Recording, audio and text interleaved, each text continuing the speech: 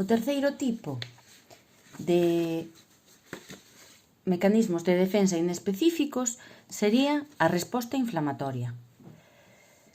Acabamos de ver como traballaban as células fagocíticas, non? Entón, toda esta acción das células fagocíticas ou fagocitarias que acabamos de ver entra dentro dun mecanismo de moita maior amplitude que sería o mecanismo que se denomina resposta inflamatoria. Esta resposta inflamatoria facilita que cheguen aos tecidos infectados outros recursos celulares e humorais adecuados. Entón, a reacción inflamatoria é unha resposta inmunitaria inespecífica, é dicir, que non é concreta para un determinado tipo de patóxeno. Se fai fronte a unha infección ou agente extraño. É dicir, que o noso corpo vai a levar a cabo unha reacción inflamatoria cando detecte unha infección ou un agente extraño. Esta reacción inflamatoria está mediada por fagocitos, que eran as células que levaban a cabo a fagocitose, non? Que teñen esa capacidade de comerse as partículas patóxenas. Entón, estos fagocitos liberan mediadores, exemplos, histamina, serotonina. Estos mediadores son sustancias que atraen as outras células fagocíticas e tamén son sustancias vasodilatadoras, é dicir, que dilatan os vasos sanguíneos. Co cal, a zona vai hinchar, vai adquirir cor vermella, vai a producir febre ou calor local, só segundo a dimensión da zona infectada, e vai a causar dor. Todo isto son síntomas característicos da inflamación. Esta resposta inflamatoria é unha reacción local, é dicir, que se produce no sitio onde hai a ferida. E a finalidade desta reacción local sería poder illar e destruir os patóxenos que acaban de penetrar na ferida e reparar os danos que estes patóxenos produciron no organismo. Entón, esta reacción produce que os vasos sanguíneos se dilaten, os da zona, para que chegue así máis sangue e, polo tanto, máis macrófagos e neutrófilos fagocíticos á zona infectada, é dicir, para que estas células logo loiten contra os patóxenos. E tamén esta reacción local o que fai é aumentar a permeabilidade dos vasos sanguíneos. Isto quer dicir que o plasma e os macrófagos e neutrófilos lles vai a ser máis fácil salir dos vasos sanguíneos e poder chegar á zona onde está a infección. O sangue vai atraer á zona onde está a ferida gran cantidade de células fagocíticas. E estas células van a levar a cabo a súa labor, fagocitando aos patóxenos, e se vai a poñer en evidencia coa presencia de pus, que dixemos que o producían os neutrófilos ou micrófagos cando lisan, é dicir, cando morren despois de fagocitar ao patóxeno. Entón, o pus é o resultado da loita, está producido, é unha mestura de soro, xermes mortos, células mortas, fagocitos T e de outras sustancias. En esta imaxe vemos a resposta inflamatoria. Vemos que temos o tecido infectado, que sería esta ferida pero levada aquí ao grande, non? Entón, este tecido afectado libera histaminas, o que dixemos que eran mediadores, sustancias que atraen a outras células fagocíticas e aumentan o fluxo sanguíneo. Vemos que despois os fagocitos o que fan é atravesar os capilares por onde estaban e acudir á zona infectada. Os fagocitos o que fan é englobar aos microorganismos, os dixiren e o resto son expulsados. E se forma por aquí o pus. Este sería a reacción ou resposta inflamatoria.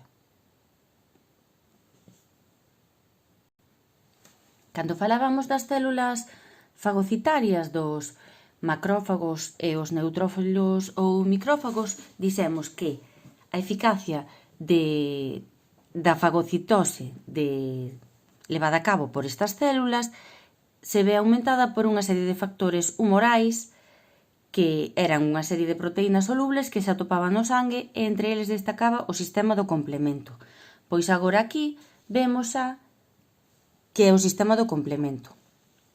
O sistema de complemento está formado por unhas 20 proteínas plasmáticas que se chaman opsoninas. Estas proteínas prodúcenas o fígado e van actuando unhas sobre outras a modo de cascada. Entón, cando o sistema de complemento se activa, o que vai a facer é, sobre a superficie dos microorganismos invasores ou patóxenos, de forma extracelular, lle van a colocar moléculas sinal. Entón, estas moléculas sinal van a facilitar a acción das células fagocitarias, como que así van a poder reconocer máis facilmente os microorganismos invasores. Este proceso de colocarlle molécula sinal aos microorganismos invasores se denomina opsonización. Entón, o que fai este sistema de complemento é amplificar as accións dos anticorpos, por iso se denomina de complemento, porque complementa a acción dos anticorpos e das células fagocitarias. Entón, acabo de dicir que complementa o traballo dos anticorpos, pero hasta agora non estábamos detallando ben o que eran os anticorpos, porque os anticorpos xa entran dentro do mecanismo de defensa específica, que analizaremos máis adiante. Entón, por iso tamén forma parte o sistema de complemento deste mecanismo de defensa específica. Estas proteínas que forman o sistema do complemento o que fan é activar a fagocitose, aumentar a resposta inflamatoria e producir tamén a lise bacteriana.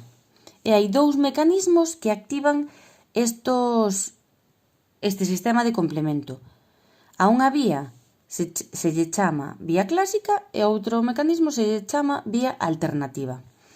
A vía clásica se leva a cabo cando temos dentro do organismo a presencia do complexo antíxeno-anticorpo.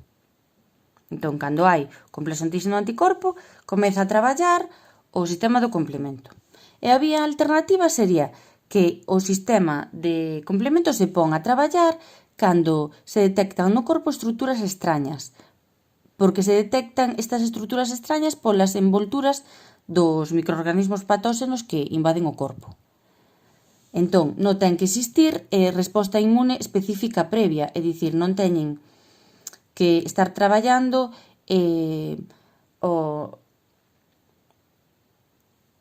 as células que levan a cabo, ou as partes do corpo non que levan a cabo a resposta inmune específica, é dicir, concreta para un tipo de patóxeno. O resultado final do traballo do sistema de complemento sería que se forma un complexo proteico que vai a perforar a membrana da bacteria ou do microorganismo que penetre. A esta membrana a esta bacteria lle provoca un desequilibrio osmótico e, como consecuencia, se produce a lise da célula. E tamén se considera que, ou parece que actúa sobre os virus que teñen envoltura. É dicir, que actúa sobre bacterias e sobre virus con envoltura. Este sistema de complemento é inespecífico, é dicir, non é concreto para un tipo de patóxeno, porque ataca a calquera tipo de bacteria, non a certas bacterias en concreto. E o último tipo do que forma o mecanismo de defensa inespecífico sería o interferón. Entón, cando unha célula animal se infecta por un virus, no corpo desa célula animal, quero dicir, no corpo dese animal, se sintetizan e liberan glicoproteínas que se chaman interferón. Estas glicoproteínas o que van a facer é impedir que se propague esta infección porque fan que outras células inducen a que outras células sinteticen proteínas antivíricas, é dicir, proteínas que van a ir en contra dos virus. Entón, estas proteínas antivíricas van a interferir na formación de proteínas dos virus. Entón, así os virus non van a poder multiplicarse. E outra función do interferón sería activar uns linfocitos especiais que imos ver máis adiante, que se chaman linfocitos natural killer, NK, ou tamén chamadas células asasinas. Entón, como resumo de actividade do interferón, é que só actúa ante virus en dous niveis diferentes. No primeiro nivel, evita que se repliquen os virus en células sans, porque induce a outras células a que sinteticen proteínas antivíricas e favorece que as células que xa están infectadas se destrúan gracias a o que vimos aquí, que sería gracias á activación dos linfocitos especiais, linfocitos natural killer ou células asasinas, que o que van a facer é destruir as células xa infectadas.